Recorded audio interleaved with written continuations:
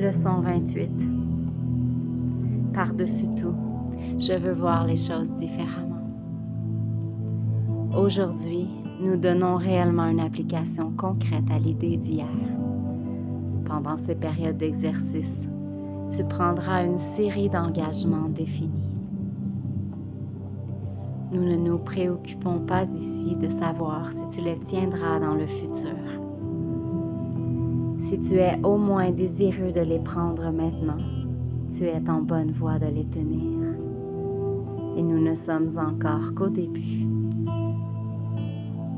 Tu te demandes peut-être pourquoi il est important de dire, par exemple, par-dessus tout, je veux voir cette table différemment.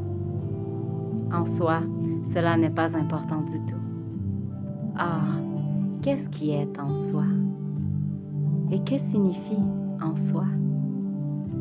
Tu vois beaucoup de choses séparées autour de toi, ce qui signifie en fait que tu ne vois pas du tout.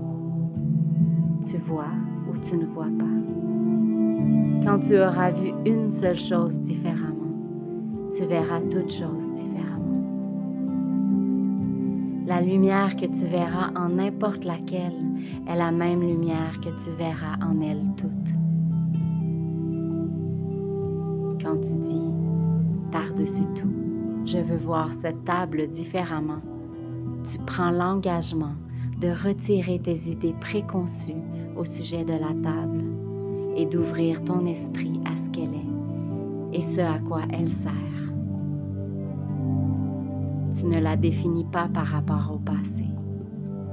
Tu demandes ce qu'elle est plutôt que de lui dire ce qu'elle est.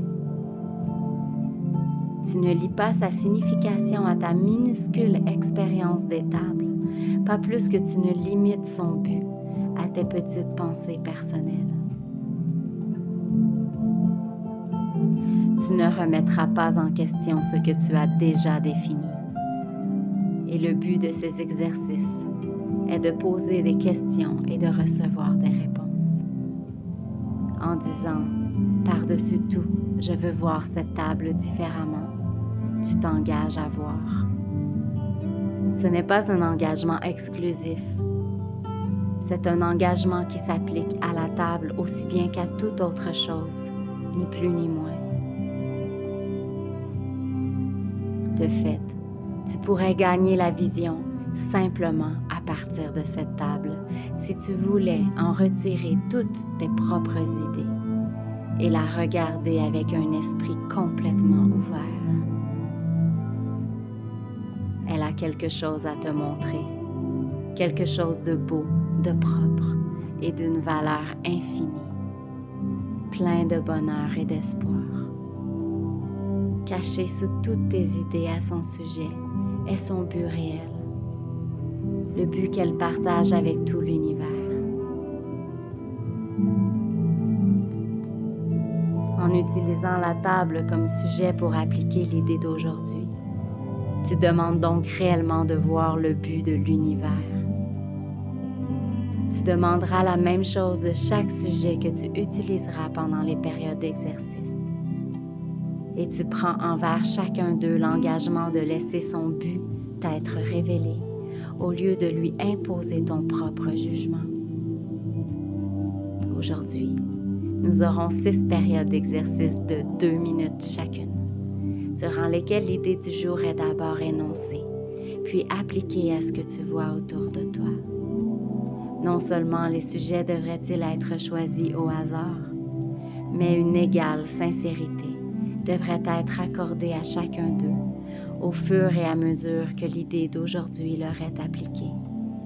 Cela pour tenter de reconnaître à tous une valeur égale dans leur contribution à ta vue.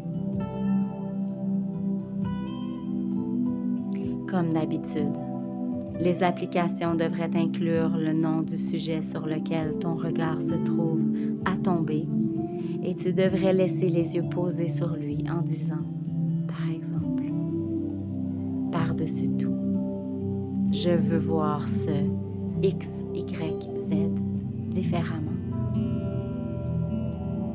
Chaque application devrait être faite très lentement, et aussi attentivement que possible. Il n'y a rien qui presse.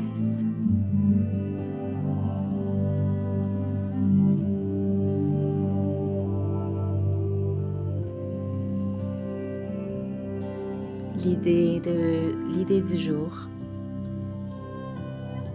par-dessus tout, je veux voir les choses différemment.